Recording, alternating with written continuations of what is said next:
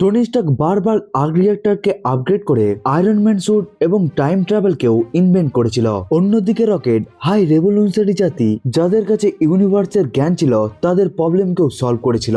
অন্যদিকে doctor স্ট্রেঞ্জের photographic memory তাকে allow করে প্রত্যেকটি বুকের পড়াকেই তার মেমোরির মধ্যে স্টোর করার জন্য। অন্যদিকে হিউ রিমেন্স একটি পুরো টাইমলাইনকেই নিজের কন্ট্রোলের মধ্যে রেখেছিল। কিন্তু এরপরেও এই সমস্ত ক্যারেক্টারগুলো মার্ভেল সিনেমাটিক ইউনিভার্সের সবথেকে স্মার্টেস্ট ক্যারেক্টার নাম্বার 1 পজিশনের মধ্যে নেই। বন্ধুরা, আজকের ভিডিওতে আমরা ডিসকাস করতে চলেছি মার্ভেল সিনেমাটিক ইউনিভার্সের টপ 10 স্মার্টেস্ট ক্যারেক্টারের সম্বন্ধে।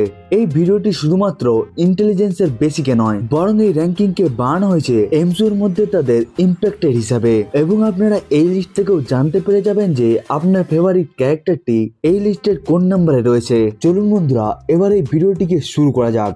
নাম্বার 10 সুরি। আপনারা এইটিকে শুনে অবাক হবেন যে এই লিস্টের মধ্যে নাম্বার 10-এ সুরি রয়েছে।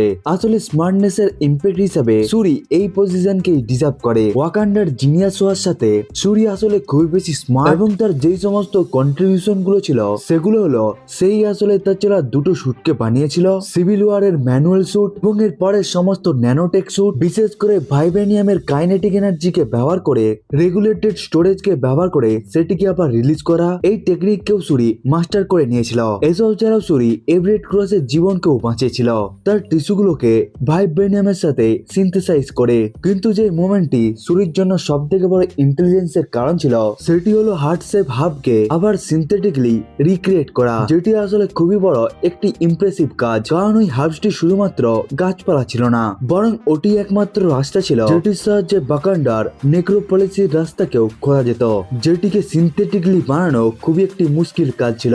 এসব ছাড়াও উইন্টার সোলজারের হাইড্রা প্রোগ্রামও সুরি প্রপার ভাবে ইরেজ করেছিল। Number 9 rocket. হ্যাঁ বন্ধুরা, ইনি হলো গার্ডিয়ানের ক্যাপ্টেন। কিন্তু কুইল এই কথার সাথে সহমত থাকবে না, কিন্তু থর তো এই কথাকে অবশ্যই বিশ্বাস করবে। রকেট আসলে হলো গার্ডিয়ান অফ গ্যালাক্সি টিমের সব থেকে স্মার্টেস্ট ক্যারেক্টার। সে genetic engineering, bio engineering, cybernetic enhance, এমনকি সে সবকিছুকেই খুব ভালোভাবেই জানে। রকেট আসলে এতটাই বেশি পরিমাণে স্মার্ট যে যখনই মিলানো এবং বেনেটার খারাপ হয়ে যায় তখন রকেটই ওই সমস্ত জিনিসগুলোকে ঠিক করতো। এরপরে আমরা গার্ডিয়ান অফ গ্যালাক্সির ভলিউম 2 এর মধ্যে দেখতে পেয়েছিলাম রকেট বোম এবং বেপেনকে বানাতে এতটাই ভালোভাবে সক্ষম, যার ফলে সে এমন একটি ছোট বোমকে বানিয়ে নিয়েছিল যেটি আসলে এতটাই পাওয়ারফুল ছিল যে সেটি ইগো দ্য লিভিং প্ল্যানেটের পুরো কোরকেই ধ্বংস করে রেখে দিয়েছিল।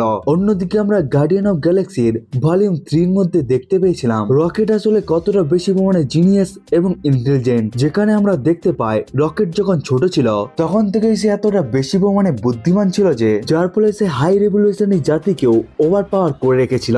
যাদেরকে এই ফ্যাক্টটি ছোট বলে মনে হচ্ছে তাদেরকে আমি বলে দিই যে হাই রেভলিউশনারি জাতি এই জন্যই এক্সিস্ট করত কারণ তারা ব্রহ্মাণ্ডের সমস্ত নলেজকেই নিজেদের কাছে রাখতে চাইছিল এবং তাদের মতো বিংকে ওভার স্মার্ট করে দেওয়া এটি আসলে খুবই বড় একটি ব্যাপার। এসব ছাড়া রকেট এতটাই বেশি পরিমাণে স্মার্ট যে সে নিজে একটি ডিপ স্পেস সার্ভিল্যান্সকেও চালু করতে পারে, এবং এন্ড গেমের মধ্যে সেই ক্যারেক্টার ছিল যে পুরো মহাকাশের মধ্যে খুঁজে এটিকে জানতে পেরে যায় যে ইনফিনিটি স্টোনকে আবার কোন জায়গার মধ্যে ব্যবহার করা হয়েছে। Number 8 doctor Erik Selvig. Marvel cinematic universe এতটাই আগিয়ে গিয়েছে যে যার পর অনেক সুপারহিরো ফ্যান্সরা ডক্টর সেলভিককে তো ভুলে গিয়েছে। ডক্টর সেলভিক, যাকে আমরা থর মুভির মধ্যে দেখতে পেয়েছিলাম, সে আসলে খুবই বেশি পরিমাণে ইন্টেলিজেন্ট। কিন্তু ইম্পর্টেন্ট কথা হলো এই যে কেউই আসলে ডক্টর সেলভিকের ইন্টেলিজেন্সকে ভালো করে লক্ষ্যই করেনি। এই ক্যারেক্টারটি তখন থেকে ওয়ার্ম হোলের উপর কাজ করছিল যখন থেকে মানুষেরা বিশ্বাসই করতো না এমন জিনিস আসলে এক্সিস্ট করে বলে।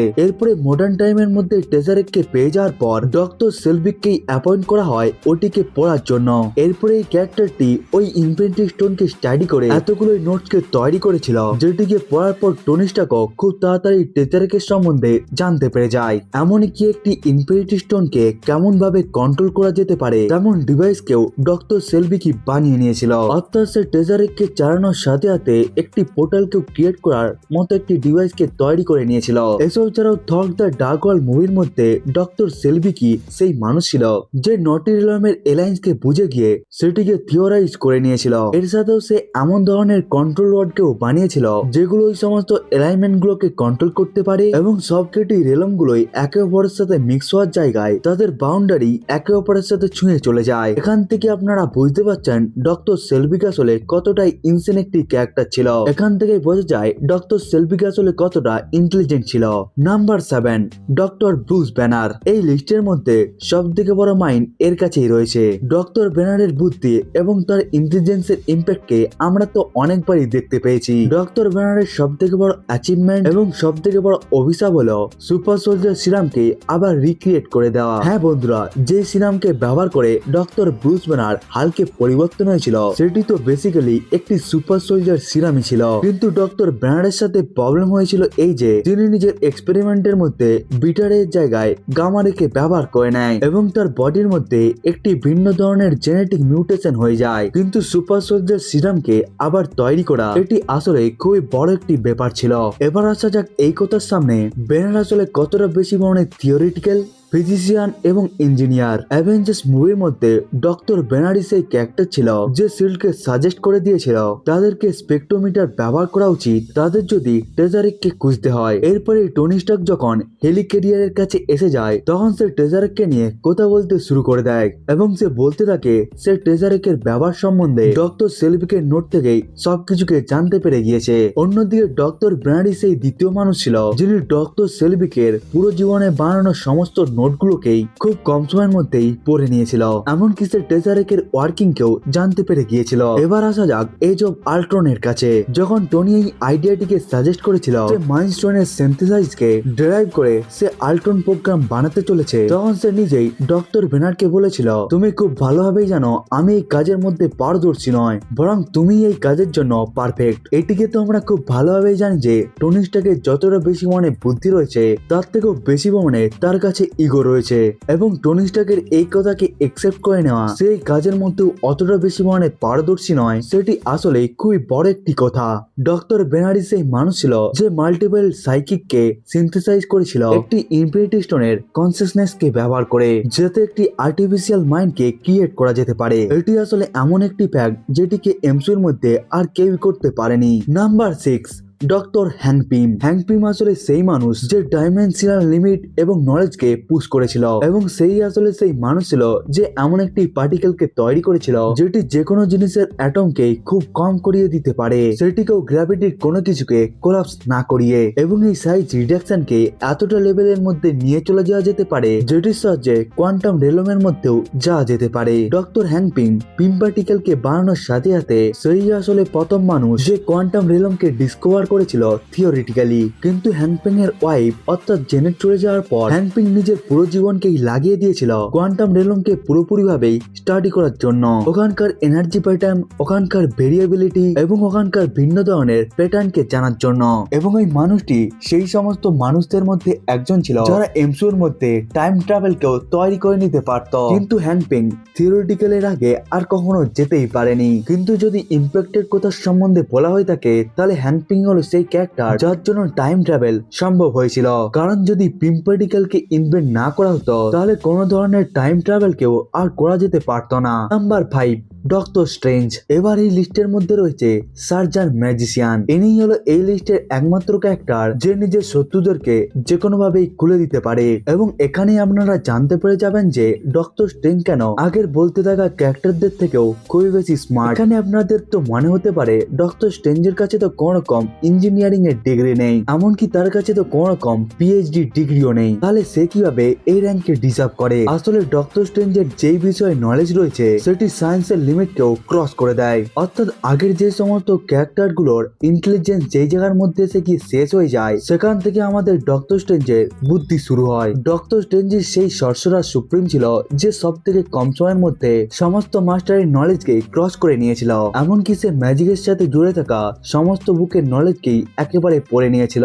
এরপরে সে বুক অফ ক্যাসিডোকেও পড়ে নিয়েছিল, ডোরবামুকেও তার ট্র্যাপের মধ্যে ফাঁসিয়ে দিয়েছিল, সেটিকেও তার রেলমের মধ্যেই পৌঁছে গিয়ে এর উপরে পুরো মাল্টিভার্সের মধ্যে যে ডার্ক ডাইমেনশনের বুকটি রয়েছে সেটিও আসলে ডক্টর স্ট্রেঞ্জেরই মাইন্ডের মধ্যে রয়েছে এবং ডক্টর স্ট্রেঞ্জের সব থেকে বড় ইন্টেলিজেন্সের ইম্প্যাক্ট হলো অ্যাভেঞ্জার্স ইনফিনিটি ওয়ার। আসলে ডক্টর স্ট্রেঞ্জ হলো সেই ক্যারেক্টার যে সমস্ত ফিউচারকেও আগে দেখে নিয়েছে, এরপরে সে ওই রাস্তাকেও বেছে নেয় যেটি আবার ইউনিভার্সকে ক্রিয়েট করতে পারে। কিন্তু আমরা হয়তো অ্যাভেঞ্জার্স ডুমসডের মধ্যে ডক্টর স্ট্রেঞ্জের আরো বেশি গ্র্যান্ড বুদ্ধিকে দেখতে পাবো, কারণ অনেক থিওরি আমাদের কাছে সামনে আসছে যেখান থেকে আমরা জানতে পারছি ডক্টর স্ট্রেঞ্জ হলো সেই ক্যারেক্টার যে ডক্টর ডুমকে ডক্টর ডুম হওয়া থেকে বাধা দিচ্ছিল। আসলে সে জেনে বুঝেই টনি স্টার্ককে মেরে দিতে চেয়েছিল, কারণ সে জানতো টনি স্টার্ক যদি বেঁচে থাকে তাহলে সে অবশ্যই আগে গিয়ে ডক্টর ডুমে পরিবর্তন হয়ে যাবে। নাম্বার 4, হিউ রিমেন্স যার অনেকগুলো ভার্সন রয়েছে, সেটিকে আপনারা ক্যাং বলে নিন, ইমোটাস বলে নিন,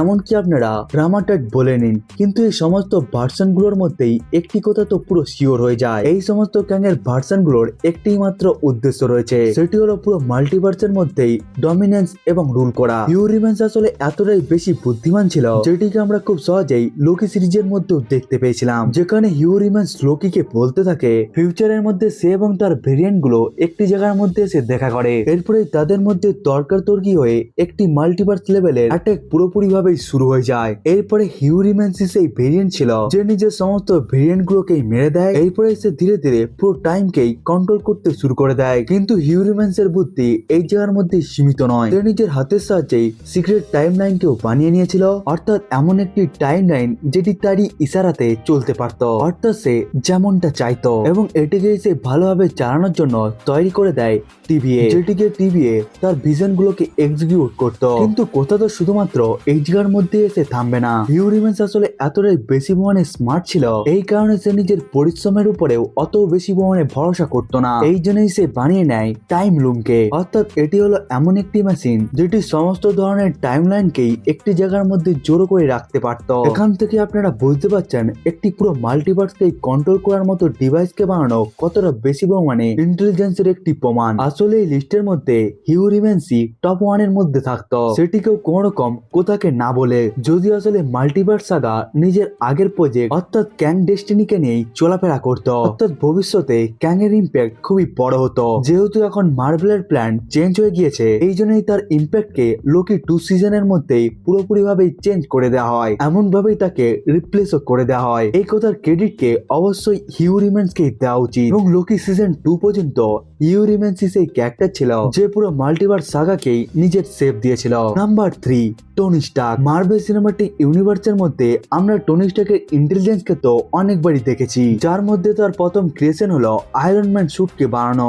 এরপরে যদি আমরা তার ইম্প্যাক্টের সম্বন্ধে কথা বলি তাহলে টনি স্টার্কের ইম্প্যাক্ট পুরো ইউনিভার্সের মধ্যেই ছড়িয়ে রয়েছে। এই সময় মার্ভেল সিনেমাটিক ইউনিভার্সের মধ্যে যে ট্রিলিয়ন লাইফ এক্সিস্ট করে সেটিও টনি স্টার্কের জন্যই। এরপরে টনি গুহর মধ্যে থেকেই নিজের জন্য একটি আর্ক রিঅ্যাক্টরকেও বানিয়ে নিয়েছিল, এর সাথে সে নিজের জন্য প্রথম মার্ক 1 আর্মারকেও বানিয়ে নেয়, অর্থাৎ সে খুব তাড়াতাড়ি নিজের বাবার বুদ্ধিকেও ফেল করিয়ে দেয়। এরপরে সে জার্ভিসের মতো এয়ারকেও তৈরি করে নেয় যে আয়রন ম্যানের জন্য ভিন্ন ভিন্ন ধরনের স্যুটকে ডিজাইন এবং তৈরিও করতে পারত। এর উপরে টনি স্টার্ক ফ্রাইডেকে বানিয়েছিল যেই অ্যাভেঞ্জার এন্ডগেমের মধ্যে এসে গিয়ে খুব কম সময়ের মধ্যেই টাইম ট্রাভেল জিনিসকেও বানিয়ে নেয়। এর সাথে টনি স্টার্ক মার্ভেল সিনেমাটিক ইউনিভার্সের মধ্যে সেই সমস্ত ক্যারেক্টারদের মধ্যে একজন যে হাল্কের সাথে লড়াই করতে একটু মাত্র ভয় পায় না। এসব ছাড়াও টনি স্টার্কের সব থেকে বড় ইম্প্যাক্ট হলো তার নিজের জন্য টাইম ট্রাভেল মেশিনকে ইনভেনশন করা। আসলে ডক্টর হ্যানপিং অনেক বছর আগে এটির শপথ নিয়েছিল সে কোন রকম স্টার্কের কাছে নিজের পিম পার্টিকেলকে দিবে না, অর্থাৎ টনি স্টার্ক কখনোই কোয়ান্টাম রেলমের ফিজিক্সকে পড়েনি, কিন্তু সে স্কটের কথাকে কিছুক্ষণ ধরে শোনার পর সে কোয়ান্টাম রেলম এবং টাইমের ফ্লোকেও বলে দেয় এবং সে স্কটের ভুলগুলোকেও বলে দেয় যেটিকে সে আসলে করছিল। এখান থেকে আপনারা বুঝতে পারছেন এটি আসলে কতটা বেশি পরিমাণে অসম একটি ফ্যাক্ট, এবং কোয়ান্টাম রেলমকে অতটাও বেশি পরিমাণে না পড়ার পরেও টনি স্টার্ক কয়েকদিন পরেই টাইম মেশিনের গ্যাজেটকেও ইনভেনশন করে নেয়। এখান থেকে বোঝা যায় যে টনি স্টার্ক আসলে কতটা বেশি পরিমাণে জিনিয়াস। নাম্বার 2, রিড রিচার্ডস ওই সমস্ত ক্যারেক্টারদের মধ্যে একজন যে ওই সময় থেকে মাল্টিভার্সকে স্টাডি করতে শুরু করে দেয় যখন সমস্ত সুপারহিরো গুলোয় প্ল্যানেট লেভেল এবং ইউনিভার্স লেভেল পর্যন্ত ছিল। আমরা যদি 838 এর রিড রিচার্ডস এর সম্বন্ধে কথা বলি অথবা আমরা যদি পেড্রো পাস্কালের রিড রিচার্ডসের সম্বন্ধে কথা বলি, যাকে আমরা ফ্যান্টাস্টিক ফোর মুভির মধ্যে দেখতে পেয়েছিলাম, তাহলে এই দুটো রিড রিচার্ডসই মাল্টিভার্স লেভেলের সমস্ত কিছুকেই স্টাডি করছিল। এরপরে doctor strange multiverse of madness মুভির মধ্যে যখন ডক্টর স্ট্রেঞ্জ 838 এর রিড রিচার্ডসের কাছে পৌঁছে যায়, তখন রিডকে ইন্ট্রোডিউস করা হয় একটি এক্সপার্ট হিসাবে, যে মাল্টিভার্সের সমস্ত বিপদগুলোকেই ডক্টর স্ট্রেঞ্জকে বোঝাচ্ছিল। আপনি এখান থেকেই বুঝতে পারবেন যে একটি ওমেগা লেভেলের মিউটেন্ট থাকার পরেও আপনাকে সব থেকে বেশি ব্রিলিয়েন্ট বলা এটি আসলেই খুবই বড় একটি ফিট। 838 এর মিস্টার ফ্যান্টাস্টিকের কাছ থেকে আমরা জানতে পেরে যাই যে সে অনেক বছর ধরেই মাল্টিভার্সের মধ্যে থাকা ইনকারশনকে নিয়ে স্টাডি করছে। অর্থাৎ 838 ইউনিভার্সের সায়েন্স এতটাই আগিয়ে গিয়েছিল যে যার ফলে তারা মাল্টিভার্সকে সেক্টরের মধ্যে ভাগ করতেও পেরে গিয়েছিল। অর্থাৎ তারা মাল্টিভার্সকেও ম্যাপিং করে নিয়েছিল। এখান থেকে আমরা বুঝতে পেরে যাই যে রিড রিচার্ডস আসলে কতটা বেশি পরিমাণে বুদ্ধিমান হতে পারে। এরপরে যদি আমরা পেড্রো পাস্কালের রিড রিচার্ডসের সম্বন্ধে কথা বলি, তাহলে সে 16 শতাব্দীর মধ্যেই মাল্টিভার্সকে স্টাডি করার জন্য বেরিয়ে পড়েছিল এবং আমরা ফ্যান্টাস্টিক ফোর মুভির মধ্যে রিড রিচার্ডসের বুদ্ধিকে তো দেখতেই পেরে গিয়েছি, কারণ ইনিই হবে সে ক্যারেক্টার যার জন্য পুরো মাল্টিভার্স আবার একসাথে জড়ো হবে। নাম্বার 1, লোকি। এখনের সময় লোকির ইন্টেলিজেন্স এই সমস্ত ক্যারেক্টারদের মধ্যে সব থেকে বেশি। বর্তমান সময়ের মধ্যে মাল্টিভার্সের কাস্টোডিয়ান হয়ে যাওয়ার পর সে এখন পুরোপুরি ভাবেই ওমনিসিয়েন্সে পরিবর্তন হয়ে গিয়েছে। আসলে এই লিস্টের মধ্যে এই সমস্ত ক্যারেক্টার গুলো এই জন্যই আসতে পেরেছে কারণ লোকি এখনো পর্যন্ত মাল্টিভার্সের সমস্ত টাইম গুলোকেই ধরে রেখেছে। এখন যদি আমরা লোকির ইন্টেলিজেন্স কে নিয়ে কথা বলি, তাহলে লোকির সমস্ত ধরনের থিওরি গুলোকে খুব তাড়াতাড়ি বুঝতে পেরে গিয়েছিল। এমনকি সে কোনাল রেডিয়েশনের এফেক্টও খুব তাড়াতাড়ি বুঝতে পেরে গিয়েছিল। এমনকি সে এই সমস্ত গুলোকে বোঝার জন্য সে অনেক বছর ধরেই মাল্টিভার্সকে নিয়ে স্টাডি করতেও শুরু করে দেয়। এরপরে সে পুরো মাল্টিভার্সের টাইমকেই নিজের হাতের মধ্যেই ধরে নেয়। বর্তমান সময়ের মধ্যে লোকি এখন পুরো টাইমের বাইরে গিয়ে বসে রয়েছে এবং বর্তমান সময়ে তার জন্য অতীত, বর্তমান এবং ভবিষ্যৎ কিছুই নেই। তার জন্য টাইম তো একটি কনস্ট্যান্ট জিনিস। সে একই সময়ের মধ্যে পাস্ট, প্রেজেন্ট এবং ফিউচারকে দেখতে পারে। অর্থাৎ সে সব সময়ের জন্যই মাল্টিভার্সকে নিজের মধ্যেই ধরে রেখেছে। এই জন্যই এতটা বেশি পরিমাণে ইম্প্যাক্ট থাকার জন্য এই ক্যারেক্টারটি অবশ্যই নাম্বার 1 কে তো রিজার্ভ করে। বন্ধুরা, এটাই ছিল মার্ভেল সিনেমাটিক ইউনিভার্সের টপ 10 স্মার্টেস্ট ক্যারেক্টার। বন্ধুরা, আজকের ভিডিওটি এতটা পর্যন্তই। দেখা হচ্ছে অন্য একটি ভিডিওকে নিয়ে। ততক্ষণের জন্য বাই বাই।